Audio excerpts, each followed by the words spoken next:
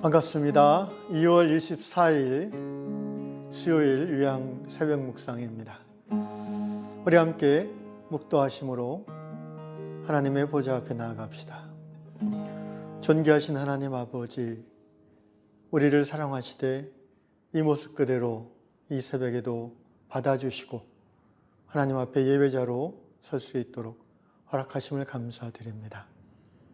이 세상 사는 동안 영원하신 하나님을 만나게 하시고 또 예수 그리스도 안에서 형제자매된 주 안에서 영적 식구들을 허락해 주셔서 유한 공동체로 모이게 하심을 감사합니다. 우리가 사는 동안 하나님을 사랑하고 교회를 사랑하고 또 서로를 사랑하며 세상 가운데 하나님을 드러낼 수 있는 아름다운 유향교회 될 수 있도록 주님 은혜 베풀어 주시옵소서. 오늘 하루도 말씀 앞에서 우리의 마음이 겸허해지게 하시고 마음 가운데 하나님의 말씀이 심어져서 우리의 삶 가운데 작은 변화가 시작되는 이 하루가 되게 하여 주시옵소서. 예수님의 이름으로 기도합니다. 아멘. 찬송가 342장입니다. 너 시험을 당해 죄짓지 말고.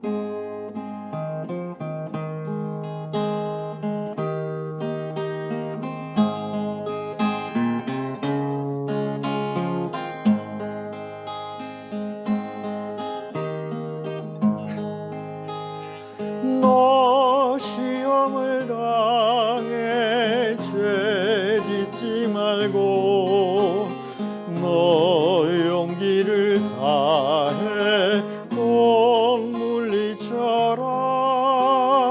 너 시험을 이겨 새 힘을 얻고 주 예수를 믿어 늘 승리하라.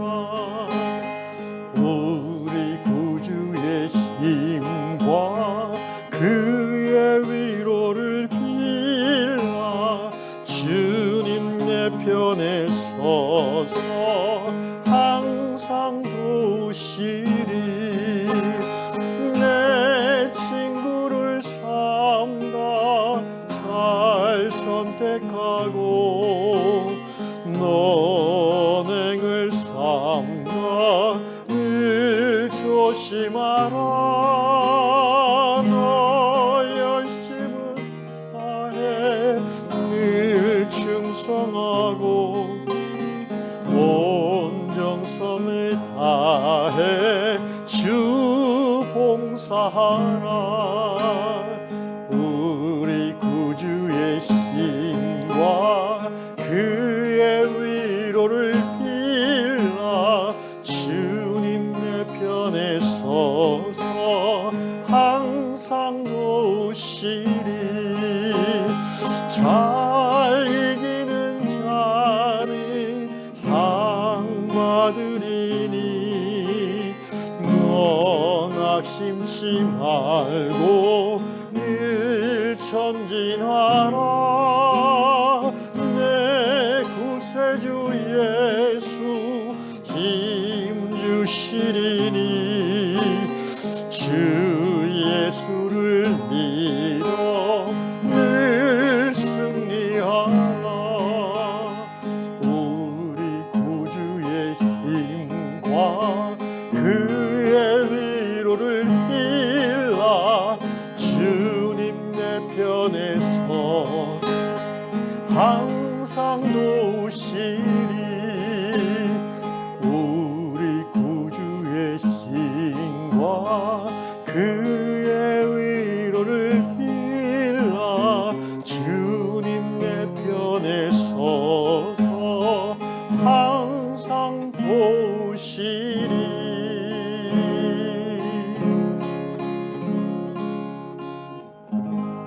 아멘.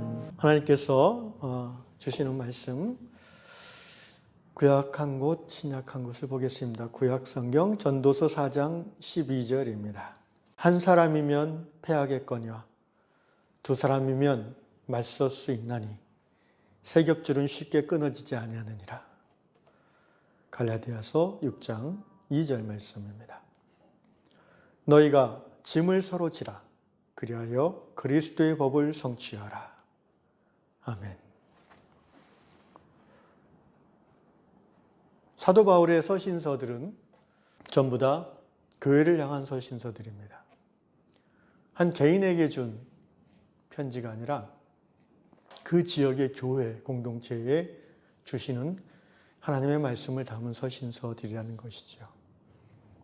그래서 우리가 특별히 신약성경에서 서신서를 읽을 때는 이것이 나 개인에게 주는 말씀인가 동시에 내가 몸담고 있는 교회 공동체에 주시는 말씀으로 이해하고 받아들여야 됩니다.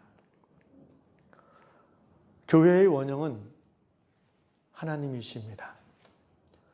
교회는 성삼일체 하나님을 향한 신앙의 고백 위에 세워진 믿음의 공동체 아니겠습니까? 그런데 하나님은 세 분이 온전한 일치 가운데 존재하시고 활동하시는 하나님이십니다. 두 명이 아니라 세 분입니다. 두 분이 아니라 세 분이라는 거죠. 그래서 우리가 교회라고 할 때는 두 사람을 보통 교회라고 하지는 않습니다. 세 분 이상일 때 교회라고 표현할 수 있습니다. 왜냐하면 세 분일 때 비로소 소그룹이 형성되는 것이고 모임이라고 할 수 있기 때문이죠.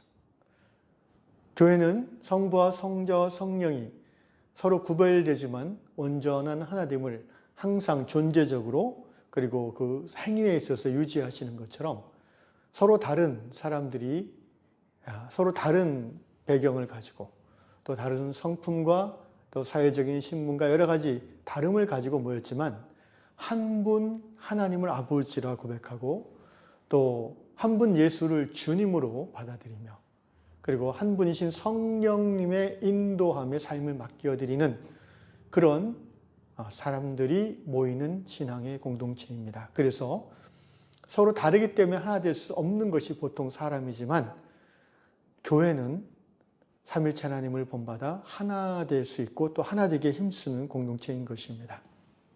하나 된다는 것이 무엇일까요? 하나 된다는 것은 한 사람 한 사람이 드러나고 구별되지만 분리되지 않는다는 것을 말합니다. 교회로서 모일 때에 하나님을 예배함에 있어서 또 하나님의 말씀을 전하는 사역을 함에 있어서 각자 자신의 개성과 또 특성이 나타날 수 있지만 성령 안에서 하나됨을 놓치지 않는 그런 모습을 말하는 것이죠. 그걸 다른 말로 이제 성경에서는 코이노니아라고 합니다. 그래서 교회의 본질은 한마디로 성령 안에서의 코이노니아 또는 코이노니아라고 합니다. 코이노니아라는 말 자체가 성령 안에서를 전제하기 때문이죠. 이 코이노니아라는 말은 성경에서 아주 중요한 말로 우리가 받아들여야 됩니다. 보통 목사님들이 축도할 때 우리 주 예수 그리스도의 은혜와 이 고린도후서 마지막 장에 나오는 말씀이잖아요. 우리 주 예수 그리스도의 은혜와 이 카리스라고 합니다. 헬라어로 원어로 우리 하나님 아버지의 사랑하심과 이걸 아가페라고 하죠. 들어보셨을 겁니다. 성령의 교통하심이 너희에게 있을지어다 또는 있기를 축원하옵나이다 이렇게 하는데 많은 목사님들이 이제 그 뒤에 뭘 좀 많이 붙이려고 합니다. 성령의 위로와 내주와 능력과 치유와 뭐 이렇게 많이 붙이는데 저는 개인적으로는 별로 그렇게 하고 싶지 않습니다. 교통하심 하나면 충분합니다. 그 말이 원어로 코이노니아입니다. 예수 그리스도의 카리스와 아버지 하나님의 아가페와 성령의 코이노니아가 너희에게 교회를 말하는 거예요. 공동체를 말하는 거예요. 너희에게 있을지어다 너희에게 있기를 축원합니다. 그 세 개만 있으면 교회는 교회다워질 수 있다는 것이죠. 그래서 교회를 한마디로 하면 교회는 뭐냐? 교회는 코이노니아다. 교회는 하나님을 아버지라 예수님을 주님이라 그리고 성령 안에서의 사귐을 삶의 중심에 놓고 살아가는 사람들의 공동체가 교회라는 것이죠. 그래서 교회는 하나님이 그 공동체에 붙여주신 모든 사람이 다 소중합니다. 우리가 알다시피 고린도전서 12장 또는 로마서 12장 12장인지는 우연히 일치했지만 다 교회에 관한 얘기입니다. 에베소서도 마찬가지고요. 그래서 에베소 4장에도 나오는데 고린도전서 12장부터 14장에 이런 말씀이 나오죠. 몸은 하나인데 여러 부분이 있는 것처럼 교회도 그리스도의 몸이고 그 몸에는 다양한 역할을 하는 지체들이 있다는 거예요. 그래서 눈이 손보러 너는 눈이 아니니까 너는 나랑 상관없어라고 얘기할 수 없다는 거죠. 눈이든 손이든 발이든 손톱 하나라도요, 몸에 연결되어 있지 않으면 살 수 없습니다. 손가락이 우리 몸에 연결되어 있을 때 손가락이지 이게 뚝 떨어져 나가면 그냥 고깃 덩어리에 불과하지 않겠습니까? 눈도 마찬가지고요. 우리 몸의 모든, 영어 성경에 그래서 parts of the body, 몸의 부분들이라고 표현하는데 부분마다 고유한 역할이 있고 또 나름 소중하고 가치가 있어요. 입이 말을 많이 한다고 해서 코보다 더 중요하다, 코보다 더 지위가 높다라고 얘기할 수 있나요? 그렇지 않아요. 마찬가지로 교회 안에서 맡은 바 역할은 은사에 따라 다를 수 있어요. 목사의 역할을 맡을 수도 있고 집사의 역할을 맡을 수도 있지만 어느 사람이 더 귀하다라고 얘기할 수 없는 거예요. 똑같이 귀한 존재들인 것입니다.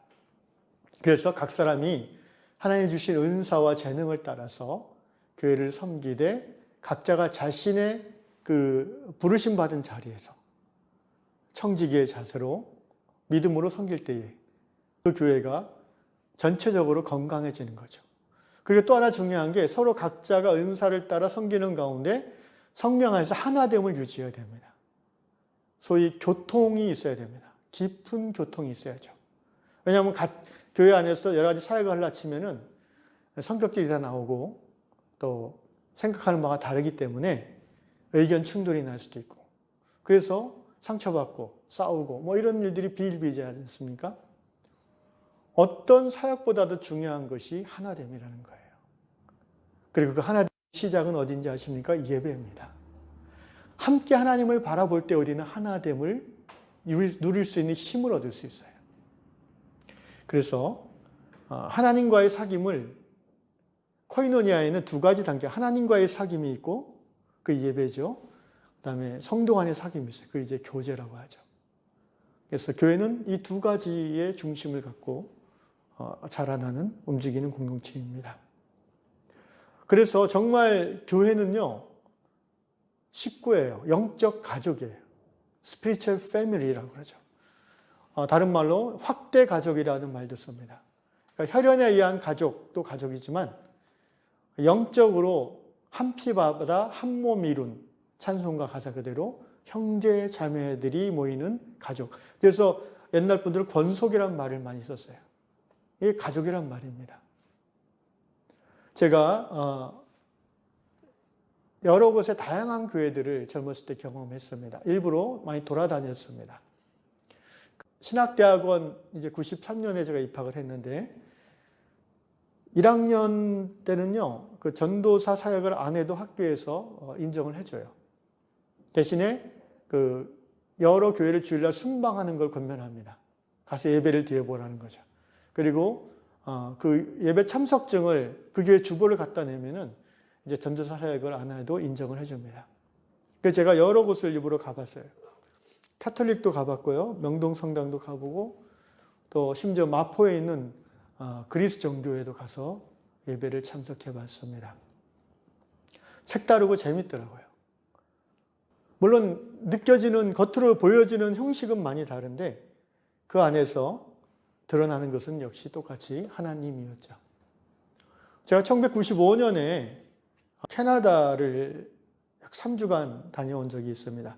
함께 공부하는 전사님들 2명하고 셋이 팀을 이뤄서 선배 목사님들의 그 도움을 받아서 그 3주간, 사실 제가 신학대학원 이제 2학년 겨울방학 때고 청년부 사역을 하고 있던 때라서 파트 교육전도사라서 그렇게 하기가 쉽지 않았는데 제가 성기동 교회 담임 목사님이 제 얘기를 듣더니 흔쾌히 허락을 해주셨고 또 여비까지 지원해 주셔서 너무 그때 감사했습니다.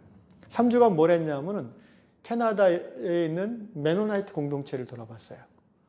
1995년도인데 그 당시에 이제 남아메리카, 북아메리카 합해서 한 교세가 한 70만 정도로 제가 기억을 합니다. 작은 교단이죠.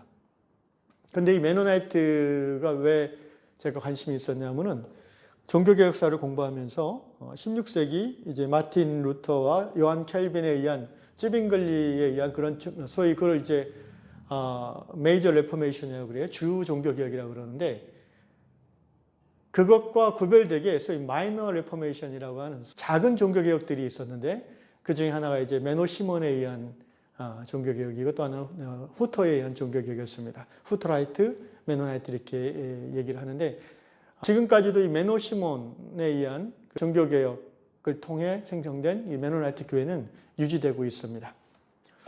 근데 저는 그때 메노나이트 교회를 들어보면서 굉장히 좀 충격을 받았습니다. 왜냐하면은 그 전까지는 저는 주로 이제 장로교에서만 신앙생활을 해왔기 때문에 개신교 중에 장로교에서만 그게 다인 줄 알았는데 메노나이트 교단을 쭉 이제 캐나다 밴쿠버부터 시작해서 토론토 그다음에 중간에는 위니펙 캐나다 이제 중북부죠. 그때 2월 달에 갔는데 영하 30도까지 내려가더라고요. 어쨌든 그런 곳에 이제 메노나이트 교회들을 순방하고 또 그 선배 목사님들이 연결해 줘가지고 거기 예배도 참여하고 식사도 초대받고 또 위니펙에서는 뮬러라는 아주 유명한 그 구약학 박사님이신데 은퇴하신 분이죠. 그분 집에서 저희 셋이 또 한 3일씩 자면서 융숭한 대접을 받고 메노나이트 그 박물관 이런 데들을 돌아보면서 또 밴쿠버에 있는 메노나이트 바이블 칼리지에서는 거기 기숙사에서 제가 5일 머물렀는데 거기 역사신학 교수님이 직접 저희를 또 불러서 특별 강의도 해주시고 저희 3명을 놓고 강의를 해주셨어요. 영어가 잘 안 돼가지고 반밖에 못 알아들었지만 어쨌든 굉장한 그 융숭한 대접을 받았어요. 한국에서 온 이제 젊은 전도사님들, 신학생들 뭐 이런 기준을 가지고 저를 대접하셨죠. 그때 제가 굉장히 큰 감동을 들은 이야기가 있는데 그 메노나이트는 이제 유럽에 있다가 개신교, 캐톨릭 양쪽으로 또 박해를 받았어요. 왜 그러냐면은 그 굉장히 그 소위 레디칼 급진적이었어요. 어떤 면에서 급진적이었냐면은 성경 말씀을 실천하는 데 급진적이었어요. 마틴 루터보다도 오히려 더 급진적이었어요. 그래서 처음에는 마틴 루터가 좋게 보다가 나중에 마틴 루터 이제 종교개혁이 성공하면서 루터가 자리를 잡아갈 때쯤에는 오히려 불편해진 거예요, 이 메노나이트가. 그래가지고 캐톨릭은 물론이고 루터란들에게도 루터교에게도 박해를 받아서 근데 이 메노나이트의 특징은 뭐냐면 산상순을 굉장히 강조하거든요. 그래서 오른뺨을 맞으면 어떻게 해요? 왼뺨도 맞는 거예요. 그리고 전쟁을 안 해요. 오랫동안 일구었던 농과 밭과 집을 침략해 들어오면 그냥 놓고 도망갑니다. 그러니까 굉장한 그 소위 평화주의자들이에요. 하여튼 이런 분들이 유럽에서 러시아로 쫓겨가서 러시아에 살다가 1917년 볼셰비키 혁명 이후 러시아가 공산화되면서 탄압을 받으니까 다시 이제 남북 아메리카로 흩어졌어요. 그 중에 이제 캐나다에 정착한 메노나이트 분들을 저희가 많이 방문했고, 근데 그 중에 한 교회에서 얘기를 들었는데, 이제 1900년대 이제 초반 또는 중반에 그 당시 이제 보험제도가 활성화되어 있지 않았을 거잖아요.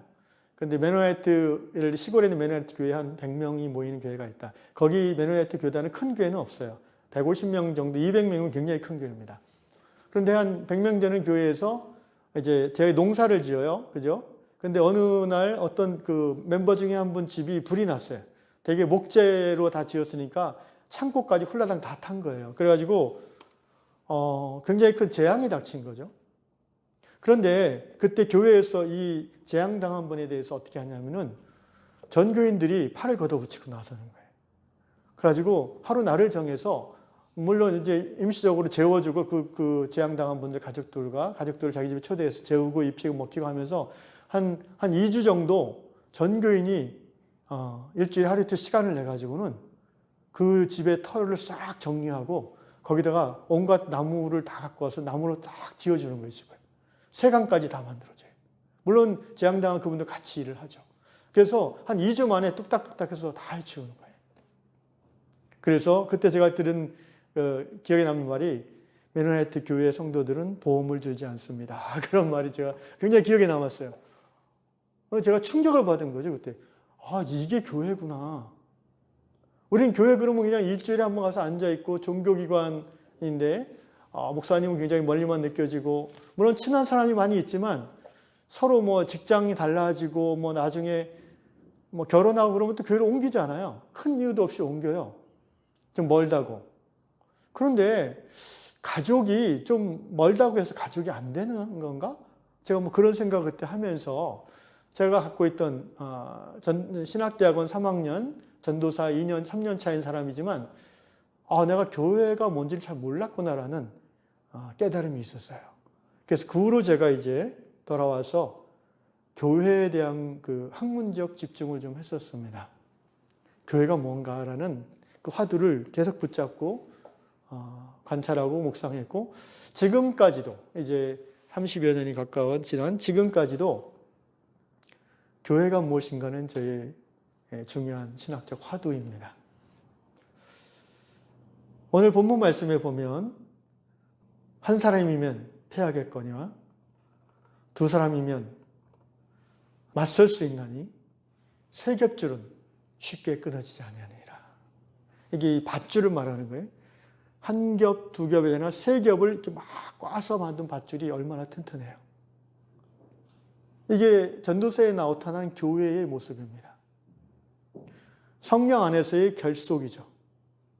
서로 다름을 뛰어넘는 하나님의 사랑 가운데 하나됨이죠. 현대교회는 너무나 세속화되어 있고 개인주의화되어 있어요. 그래서 뭐 이사 가면 안 나오고 애 학교 때문에 안 나오고 뭐 직장 때문에 안 나오고 그러니까 교회라는 개념이 있으면 좋고 없어도 크게 불편하지 않은 뭐 이 동네 아니면 저 동네 가지 뭐. 근데 교회가 과연 그럴까요? 교회는 원래 그런 걸까요? 여러분 우리가 근원에서부터 생각을 다시 해봐야 돼요. 초대교회는 어땠을까요? 사도 바울이 이 서신서를 보낸 갈라디아 교회는 어땠을까요? 오늘 갈라디아에서 보면은 너희가 짐을 서로 지라. 갈라디아서 6장 2절. 그리하여 그리스도의 법을 성취하라. 짐을 서로 지라. 한 공동체의 신앙생활을 하는 중에 어떤 한 사람이 너무 짐이 너무 무거워요. 형제님 기도하겠습니다. 자매님 기도해드리겠습니다. 라고 말만 하면 안 된다고 야고보서가 말하고 있지 않습니까? 함께 그 짐을 좀 나누어 지라는 거예요. 그리하여 뭘 하라? 그리스도의 법을 성취하라. 그리스도의 법이 뭐예요? 바로 새 계명이죠. 요한복음 13장에 나오는 새 계명을 너에게 주노니 뭐예요? 서로 사랑하라. 어떻게? 내가 너희를 사랑한 것 같이 너희도 서로 사랑하라. 그러면 모든 사람이 세상 모든 사람이 너희가 나의 제자인 줄 알리라. 말씀이 길어질 것 같아서 정리하겠습니다. 여러분 교회는 그리스도 안에서 택함받은 가족들입니다. 교회는 살아가면서 뭐 이사라든가 뭐 직장 때문에 간단하게 정리하고 지나갈 수 있는 그런 공동체가 아니에요. 하나님이 당신을 이 교회에 보내셨다면 하나님이 당신을 옮기실 때까지 당신을 옮기면 안 됩니다. 옮길 수 있는 이유는 있어요. 하나님이 이제 그만 예를 들어서 직장이 이제 부산으로 옮겨졌는데 선교적인 사명을 하나님께서 주시면서 하나님이 그런 확실한 사인을 주실 때까지는 주말에라도 나와야 됩니다. 그게 원칙이라고 저는 생각해요.